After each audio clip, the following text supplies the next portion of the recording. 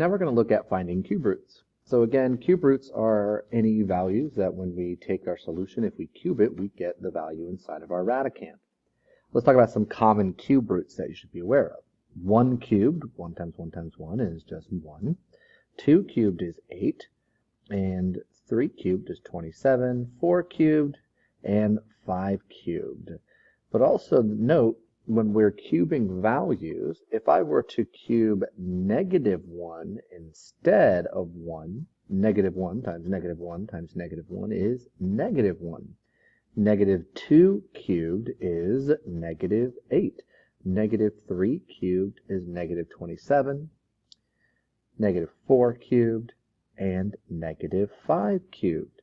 So unlike with square roots, we don't have principal and negative cube roots because the different radicands will give us different values. This also means that we can take the square root or the cube root of a negative number and get a real number.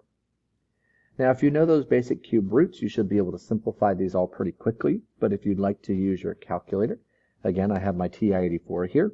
And we'll go in, this time we don't have a button on the main pad that gives us cube root.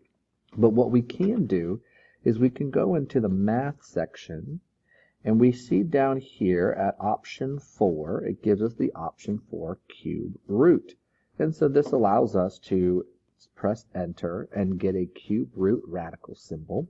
And then we can type our radicand into the equation and we can evaluate. And again, we see that the cube root of 27 is 3. What we also have is that we can take the cube root of a negative number like -64, and it indeed gives us a real solution. But if we try to take the square root of a negative number, we see that we get this non-real answers error, and that's why we have its real numbers, non-real numbers. Here, just like with the fractions before, the fraction that is the cube root of 27 over 64 is 3 over 4. Cube root, we can take the cube root of -8 as -2, and then again applying our power rule, we divide the exponent by the index and we get x squared. As we continue with nth roots, now we're looking at radicals beyond the cube root, 4th root, 5th root, 6th root, and beyond. Again, the index indicates the size of the root, the number that we're taking the root of. No numbers present, we assume it's the square root. And so just like we saw the pattern with square roots and cube roots, if our index is even and the radicand is negative, we get a non-real solution. However, if the index is odd, the root will always be a real number. And if we can be familiar with some of these 4th and 5th powers, it makes our life a little easier. However, if we want to use our calculator to evaluate, we can do a similar process that we did with the cube root. We go back to math, but instead of picking option 4, we pick option 5, which says x root. And we'll go ahead and select that, and that allows us to type a number in for the radicand, and we can choose 4 for the index, and then we can type in our radicand of 256.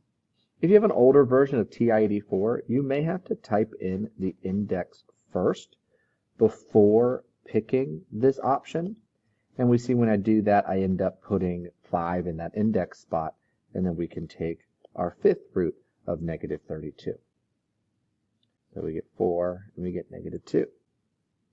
So here we have a square root. The square root of 36 is 6, and the negative is on the outside, so we have the negative root, which is -6. Again, we have a negative root, so we can end up doing the 6th root of 64.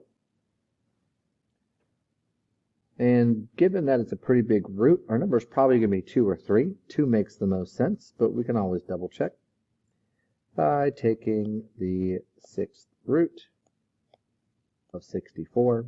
So we're correct with 2. And then x to the 6 divided by 6 gives us x. Now there's something special about this type of question that we're going to see in a minute. And I want to note that what we're doing here is different because there's this special indication here that we want to assume that all variables represent non-negative real numbers. If that qualification's not there, we'll see in the next section how we have to do something different with our solution because of that. Here we have the fourth root of x to the 20th, so we simply divide 20 by 4 and we get x to the 5th.